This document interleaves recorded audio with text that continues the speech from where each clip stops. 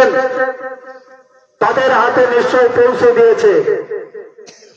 আপনারা যারা এখানে বসে আছেন আপনারা সকলেই দক্ষ সংগঠক। আপনাদের কাছে অনুরোধ রাখবো, আজকে এই মিটিং থেকে চলে যাওয়ার পরে, বাড়ি ফেরার পরে আপনারা যারা বুথের কর্মী রয়েছেন প্রত্যেক বুথের কর্মীরা ইভিএম সঙ্গে নিয়ে প্রতিটা বাড়ি বাড়ি আপনারা যাবেন ভোটারদের কাছে।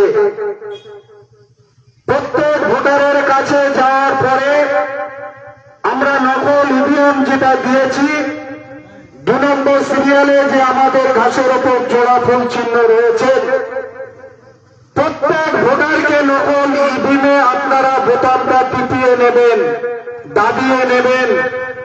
আপনারা বলবেন 29 এপ্রিল ভোট দেওয়ার আগে আপনি জেবের শেখকে আমাদের নকল ইভিএমে একবার বোতামটা টিপে দেন।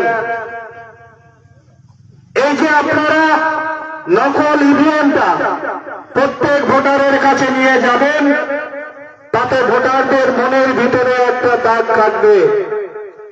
তাই প্রত্যেকে যারা আছেন এখানে বসে আপনারা কর্মী, দলের সম্পদ।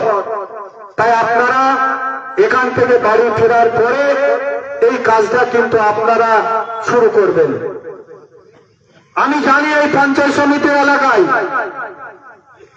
প্রতিটা ইলেকশনে বিধানসভা, লোকসভা, পঞ্চায়েত আপনারা দলকে শক্তিশালী করেছেন।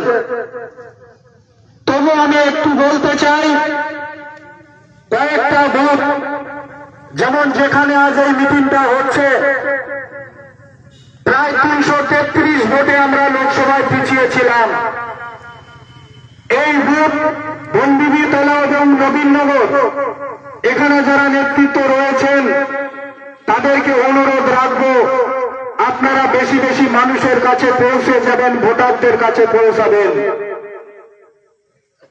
আমি জানি সংখ্যালঘু এলাকায় তৃণমূল কংগ্রেসের ভোট একটু ভালো হয়, কিন্তু এটাও আমি জানি কর্মীরা যদি মানুষের কাছে পৌঁছায়, সংখ্যালঘু বা সংখ্যাগুরু এটা বিষয় নয়। এটা যদি হতো তাহলে পশ্চিমবাংলায়